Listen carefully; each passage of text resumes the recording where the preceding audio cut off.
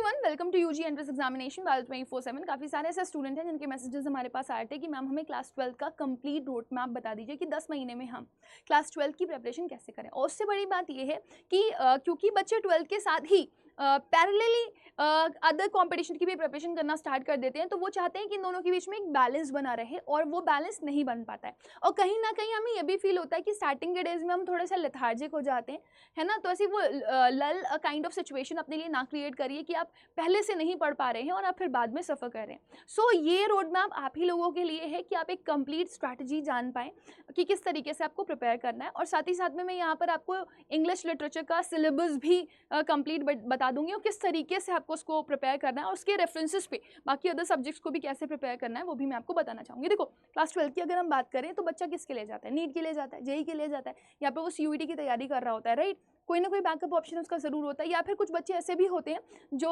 कुछ exams, one day exams की भी प्रिपरेशन कर रहे होते हैं। हो सकता है कि कुछ कंपटीशन, अदर कंपटीशन की भी प्रिपरेशन कर रहे हो। सो नो डाउट, लेकिन अल्टीमेटली आप किसी भी कंपटीशन वर्ल्ड में एंटर कर रहे हो, आप इस चीज़ को समझो कि आपके एग्जाम में आ क्या रहा है। एनसीईआरटी आ रहा है ना, और कुछ जो जनरल नॉलेज के ऊपर बेस्ड आपकी टॉपिक्स हैं वो पूछे जाते हैं, राइट। तो कहीं ना कहीं आपको प्रिपेयर क्या करना है? अपना ट्वेल्थ अगर आप अच्छे से पढ़ लोगे, अपना 12th अगर आप स्ट्रॉन्ग कर लोगे, तो आपको ये फील हो जाएगा कि मैक्सिमम चीज़ें जो हैं वो आपके जो अदर कॉम्पिटिशन में आपको मिल रही हैं वो इसी से ही ओरिएंटेड हैं। बस थोड़ा सा जो उसका लेवल है उसको हार्ड कर दिया गया है ताकि आप कम्पीट करने के लायक बन जाओ, राइट। सो क्या रहने वाला है आपका 10 मंथ का रोड मैप, और इंग्लिश लिटरेचर को आप किस तरह से प्रिपेयर करेंगे, पैरेलली वो हम यहाँ पर बात करेंगे। तो सबसे पहले हम ये जान लेते हैं कि अगर हम इंग्लिश की बात करते हैं, ऐसे ही आपका हर एक सब्जेक्ट के टीचर ने आपको हर एक सब्जेक्ट का रोड मैप बता दिया होगा, लेकिन मैं इंग्लिश के बारे में आपको बताना चाहूँगी। आपका टोटल इंग्लिश का जो पेपर होता है वो 100 नंबर का होता है, जिसमें सेग्रीगेशन कर दिया जाता है 80-20 का। 20 इंटरनल मार्क्स होते हैं, 80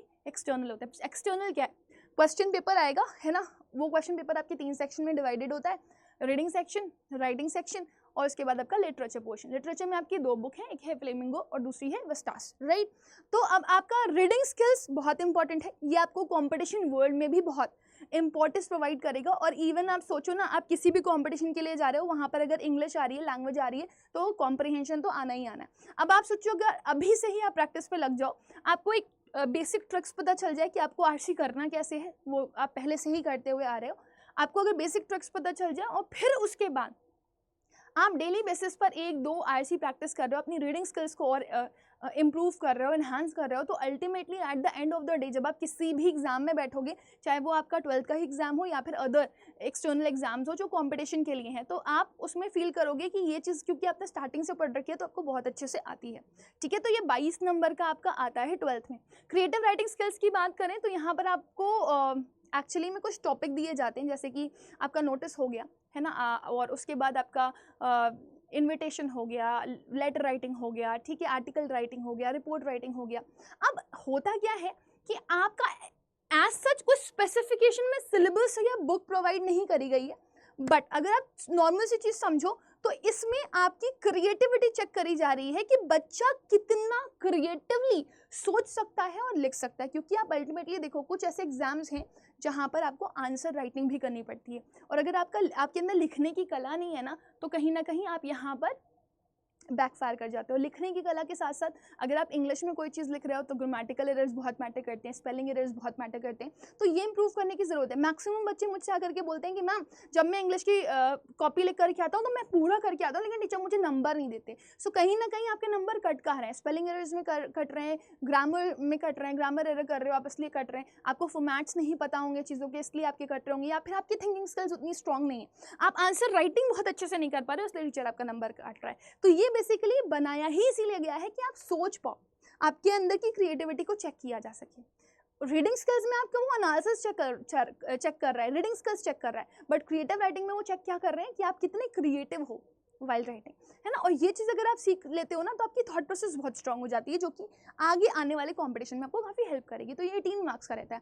फिर लिटरेचर आता है, जिसमें मैंने आपको बताया 2 बुक्स रहती हैं आपकी, विस्टास और आपकी फ्लेमिंगो, राइट। तो इसमें भी अब अगर आप समझो इस चीज़ को, तो इसमें भी धीरे धीरे वो आपको कहाँ पर स्विच कर रहे हैं, वो आपको कंपटीशन के लिए ही रेडी करवा रहे हैं। तो देखो ना, वो डायरेक्ट क्वेश्चंस आपसे नहीं पूछते, वो घुमा करके रीड बिटवीन द लाइंस करने के लिए बोलते हैं, फिर उससे समझो, आप एक्सट्रैक्ट करने की कोशिश करो, है ना, सिमिलर ऑप्शंस दे देते हैं कि आप कंफ्यूज हो। तो जब तक आपने डीप जा करके चैप्टर्स को नहीं पढ़ा होगा और आपके अंदर थॉट प्रोसेस डेवलप नहीं हुई होगी तो आप इसको नहीं कर पाओगे, ठीक है ना। बाकी अगर मैं इंटरनल की बात करूं तो इंटरनल असेसमेंट्स होते हैं आपके, जिसमें लिसनिंग और स्पीकिंग स्किल के ऊपर मार्क्स दिए जाते हैं आपको, और बाकी 10 मार्क्स का आपका प्रोजेक्ट वर्क होता है, राइट। सो अभी मैं अगर आपको थोड़ा सा एक्सप्लेन करूं बेटा, section A, section B, section C आपको क्लियर हो गया होगा। सेक्शन ए 22 मार्क्स का, सेक्शन बी 18 मार्क्स का, सेक्शन सी आपको 40 मार्क्स का है। तो सबसे ज्यादा अगर आपको किसी चीज के ऊपर ध्यान देना तो वो 40 मार्क्स के ऊपर ध्यान देना, बाकी तो आप धीरे धीरे धीरे धीरे धीरे धीरे अपने अंदर डेवलप कर ही रहे हो, ठीक है ना। तो प्रैक्टिस इसकी आपको बहुत अच्छे से हो जाएगी। हम लोग पूरे होल सेशंस में क्या क्या पढ़ेंगे, हम प्रीवियस ईयर क्वेश्चंस भी पढ़ेंगे, कुछ स्ट्रैटेजी समझने की कोशिश करेंगे कि कैसे बेहतर कर सकते हैं हम हमारे लिटरेचर के पेपर को। देखो एक्चुअली क्या होता है ना, जब लिटरेचर का पेपर हमारे हाथ में आता है ना फाइनल टाइम पे, तो हमारे साथ सबसे बड़ी प्रॉब्लम ये होती है हम टाइम मैनेज नहीं कर पाते। सो हर चीज़ का एक तरीका होता है, देयर इज अ वे, है ना। इवन आंसर राइटिंग के लिए जो कॉपीज होती हैं उसका भी एक तरीका होता है। कुछ आंसर कॉपीज इतनी अच्छी होती हैं कि एग्जामिनर अपने आप ज़्यादा मार्क्स देता है, तो वो क्या बेसिस होता है, तो वो सब भी हम लोग यहाँ पर डिस्कस करेंगे हमारी क्लासेस में, ठीक है ना। कंप्लीट विस्टास आपको पढ़ाई जाएगी, कंप्लीट फ्लेमिंगो पढ़ाई जाएगी, जिसका प्रो सेक्शन आप कंप्लीटली करोगे।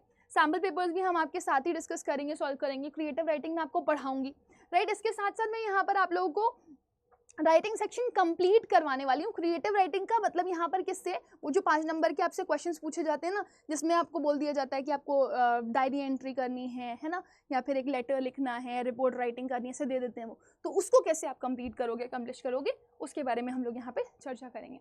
Then we'll come up with the poetry section, this is also something which is really very important. And then objective type questions, क्योंकि आप कॉम्पिटिशन वर्ल्ड में एंटर कर रहे हो, सीबीएसई वांट्स कि आप ऑब्जेक्टिव पर ज़्यादा ध्यान दो। Objective refers to MCQ questions, short answers writing, long answers writing तो आ ही रहे हैं, साथ ही साथ में आपके एनालिसिस बेस पे ऑब्जेक्टिव क्वेश्चंस भी आ रहे हैं कि 4 ऑप्शंस दिए गए हैं तो उसमें से सही कौन सा होगा। इसी में ही कंफ्यूज होते हो, नंबर सबसे ज़्यादा इसमें कटते हैं। इस बार अगर लास्ट ईयर का देखोगे ना तो बच्चों के मार्क्स बहुत कम आए। रीज़न कि वो एनालिसिस उतना अच्छा नहीं कर पाए थे, right. So I want you all कि आप इतने अच्छे से पढ़ करके जाओ कि आपको ये दिक्कत ना हो ना। लिटरेरी पैसेज आपका एक आता है, एक फैक्चुअल पैसेज आता है। लिटरेरी पैसेज और फैक्चुअल पैसेज में आपका डिफरेंस ये होता है कि ओपिनियनेटेड पैसेज होता है, वो एक पैसेज दिया जाता है, या तो 12 नंबर का आएगा या तो 10 नंबर का आएगा। फैक्चुअल पैसेज में आपका डेटा चार्ट दे दिया जाता है ना, फैक्ट्स दे दिए जाते हैं ज़्यादा, उसके ऊपर पैसेज आता है। तो 2 पैसेजेस तो आपके आएंगे ही आएंगे, 10-12 यानी कि ऑल टोटल 22 नंबर का होगा, और 700 से 750 की आपकी लिमिट रहती है। इसमें ऑब्जेक्टिव क्वेश्चंस भी पूछे जाते हैं आपसे और सब्जेक्टिव क्वेश्चंस भी पूछे जाते हैं ना। तो शॉर्ट आंसर्स राइटिंग करने के लिए भी आपसे बोला जाता है, यहाँ पर 1 लाइनर में आंसर करने के लिए भी बोला जाता है आपसे, और सब्जेक्टिव क्वेश्चंस के अलावा ऑब्जेक्टिव जो पूछे जाते हैं वो एमसीक्यू के फॉर्म्स में होते हैं। तो ये जानबूझ करके वो दे रहे हैं आपको अब पिछले कुछ साल से, ताकि आप क्या करें, अपनी एनालिटिकल पावर को और इन्हांस कर सकें। आपका राइटिंग सेक्शन में नोटिस आता है, इन्विटेशन आता है, एप्लीकेशन फॉर जॉब आता है, लेटर टू एडिटर आता है, और आर्टिकल और रिपोर्ट राइटिंग आती है। तो नोटिस तो एक आना ही, 2 चॉइस मिलती हैं, करना आपको एक होता है, लेकिन आता ही आता है। इन्विटेशन में भी, इन्विटेशन भी अलग अलग तरह के होते हैं, फॉर्मल, इनफॉर्मल, फिर उसमें भी ना आपको रिवर्ट करना होता है ना, रिप्लाई। तो 2 क्वेश्चंस आएंगे, आपको कोई एक करना होगा, चॉइस में होगा, लेकिन इन्विटेशन आएगा ही आएगा। एप्लीकेशन फॉर जॉब और लेटर टू एडिटर, ये लॉन्ग क्रिएटिव आंसर राइटिंग वाले पोर्शंस होते हैं, जिसमें आपको फॉर्मेट बहुत अच्छे से पता होना चाहिए, ग्रामर, एक्यूरेसी, स्पेलिंग एरर्स, ये सब चेक किए जाते हैं आपके, है ना। 5 मार्क्स के होते हैं, तो दोनों में से कोई एक करना पड़ेगा। Then we have article and report writing, दोनों ही आपके एग्जाम्स में आती हैं, दोनों में से कोई एक चॉइस करनी होती है, ये भी लॉन्ग आंसर राइटिंग का पार्ट है, राइट। नेक्स्ट आता है आपका, इसमें क्या क्या चीज़ आपको सीखनी है, you have to work on format अच्छे से आपको एक एक का रटा हुआ होना चाहिए, वो भी सीबीएसई ने जो फॉर्मेट दिया है उसके बेसिस पर आपको करना है। तो ये चेंज करते रहते हैं, कभी कभी हो सकता है कि आपको कुछ थोड़े टाइम बाद कुछ और देखने के लिए मिल जाए, तो दे चेंज फॉर्मेट्स, है ना। तो अभी फिलहाल का जो नया फॉर्मेट है उसके बेसिस पर हम लोग प्रैक्टिस करेंगे। क्वेश्चंस मैं आपको प्रैक्टिस के लिए भी क्लासेस में करवाऊंगी, कुछ क्वेश्चंस मैं आपको होमवर्क के लिए भी दूंगी, है ना। और साथ ही साथ में क्वेश्चन प्रैक्टिस के अलावा हम लोग यहाँ पर इसमें भी PYQs करेंगे। तो यहाँ पे मैंने मेंशन नहीं किया, बट मैं यहाँ पे मेंशन जरूर करना चाहूँगी कि कुछ क्वेश्चंस तो मैं आपको प्रैक्टिस करवाऊंगी, और कुछ questions PYQ previous year question based होंगे, है ना, या तो फिर आपके सैम्पल पेपर के ऊपर बेस्ड होने वाले। नेक्स्ट अगर आप देखेंगे तो आपका क्या जाता है, लिटरेचर सेक्शन, है ना। तो लिटरेचर सेक्शंस में आपके शॉर्ट आंसर्स क्वेश्चंस की अगर मैं बात करूं तो शॉर्ट आंसर्स क्वेश्चंस आपके फ्लेमिंगो से भी आएंगे और आपके विस्टास से भी आएंगे। फ्लेमिंगो से आपको 5 क्वेश्चंस मिलते हैं, ठीक है ना, और विस्टास से आपको कितने क्वेश्चंस मिलते हैं, 2। है ना। और अगर आप देखेंगे तो आपके ऑल टोटल 7 क्वेश्चंस आते हैं जो 2-2 मार्क्स के होते हैं, तो शॉर्ट आंसर्स क्वेश्चंस आपके 2-2 नंबर के आते हैं, ठीक है ना। तो 14 मार्क्स आपका यहाँ से कवर हो जाता है। फिर आप देखोगे एक्सट्रैक्ट बेस्ड क्वेश्चंस आपके विस्टास से भी आते हैं और फ्लेमिंगो से भी आते हैं। तो यहाँ पर आपको 2 एक्सट्रैक्ट बेस्ड क्वेश्चंस मिलते हैं, इसमें भी चॉइस रहती है आपकी। तो 6 क्वेश्चंस आपके आते हैं, इस चीज़ को ध्यान रखिएगा। और क्योंकि एक पोइट्री सेक्शन से लिया जाता है और एक किससे लिया जाता है, आपका चैप्टर से लिया जाता है, याद रखिएगा। तो 1-1-1-1 मार्क्स के होते हैं, लेकिन आपका ये ऑल टोटल कितना होता है, 6 क्वेश्चन होता है, ठीक है।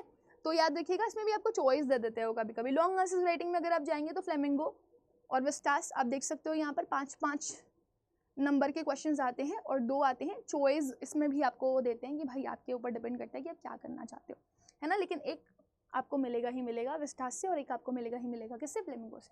सो ये आपका राइटिंग सेक्शन है। बाकी अगर डिवीजन में देखोगे तो आपकी बुक्स से all total literature portion 40 marks का आता है। डिवीजन इस तरह से होता है, फ्लेमिंगो से 27 मार्क्स का, विस्टास से 13 नंबर का। So you have to cover it, right. इतना वो देते ही देते हैं आपको।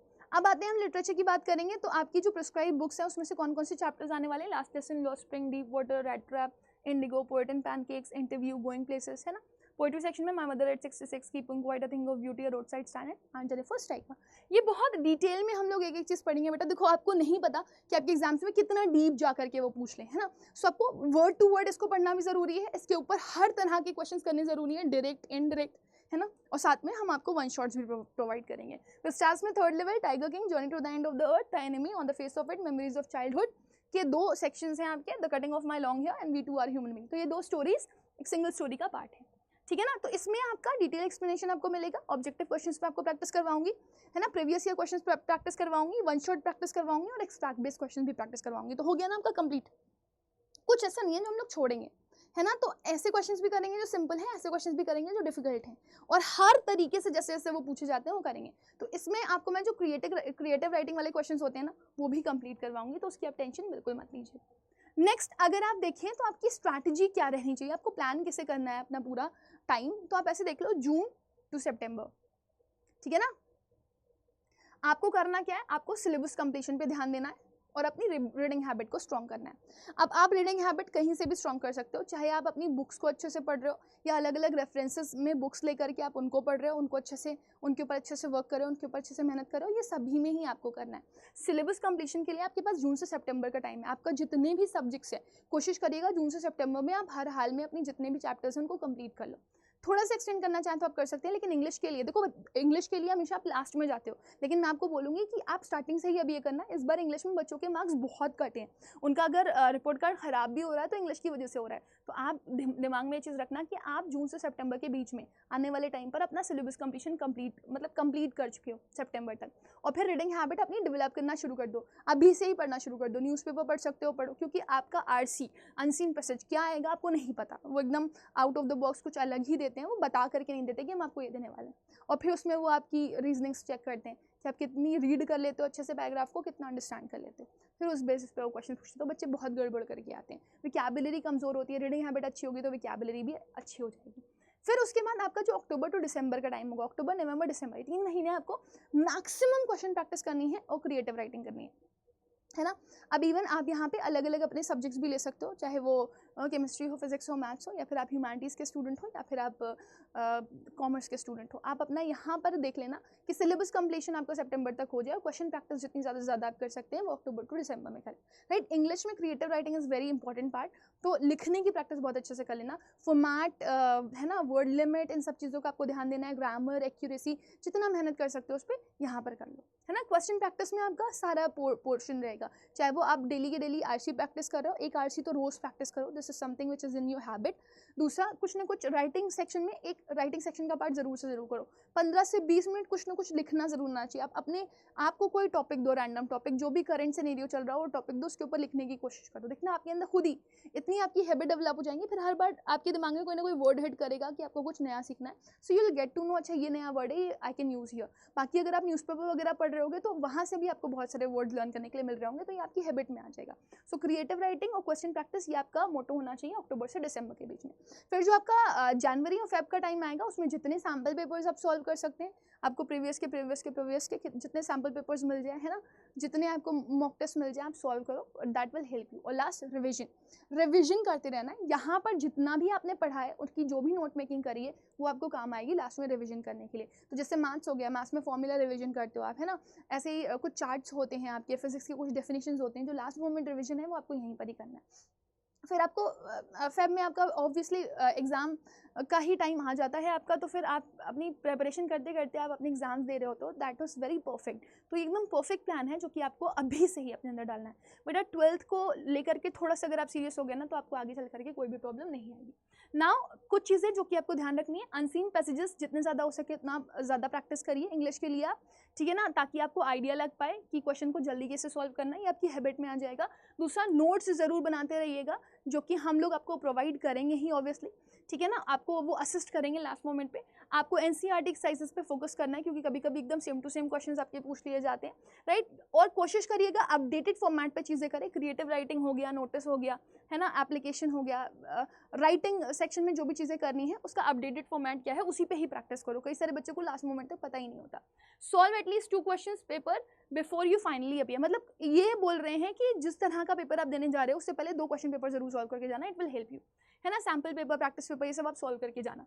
हैबिट आंसर राइटिंग की आप अभी से ही डेवलप कर लो अपने अंदर। बाकी रीड बिटवीन द लाइंस करने की कोशिश जरूर करा करो आप। जब चैप्टर पढ़ रहे हो तो बेसिक डिटेल्स तक अगर आप पढ़ सकते हो तो वो पढ़ो, वो हम आपको एक बार बाय वर्ड पढ़ाएंगे, लाइन टू लाइन पढ़ाएंगे, तो आपको बहुत अच्छे से समझ में आ जाएगा कि किसी चैप्टर की कितना डीप जा करके कोई क्वेश्चन पूछा जा सकता है। Be careful for the sources, क्योंकि कभी कभी रैंडम आपको सोर्सेज मिल जाते हैं जो ओल्ड पैटर्न पे होते हैं, तो आपको उनको फॉलो नहीं करना है, right. So this is it. बाकी आई होप कि आप लोगों को अच्छे से समझ में आ गया होगा पूरा का पूरा सिनेरियो। आपको प्रेपरेशन करनी है तो अच्छे से प्रेपरेशन करिए, मेहनत करिए, जमकर मेहनत करिए, क्योंकि मेहनत ही आपको सोल्यूशन दिलाएगी। बाकी अगर आपको डर लग रहा है प्रेपरेशन करने में और आपको लग रहा है कि आप कहाँ से प्रिपेयर करोगे, सो अड्डा 24/7 आपको ना प्रॉपर एक प्लेटफॉर्म प्रोवाइड करता है जहाँ पर आप अच्छे से अपनी बेहतर से बेहतर प्रेपरेशन को कर सकते हो।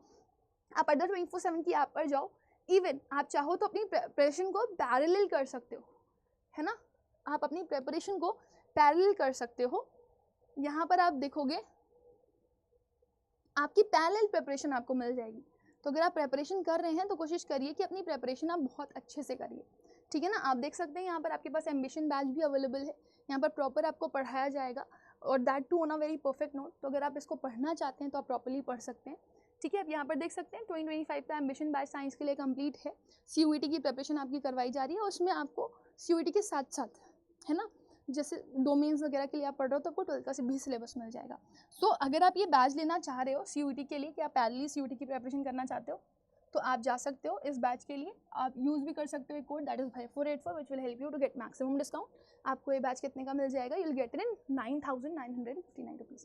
सो with this my dear student, let me end with the session, but do not forget to use this code if you are willing to have the batch, है ना, ताकि आपको लास्ट मोमेंट पे अलग से कुछ पढ़ने की ज़रूरत ना पड़े, आप पूरी तरीके से प्रिपेयर्ड हो। Thank you, bye bye and take care, God bless you all.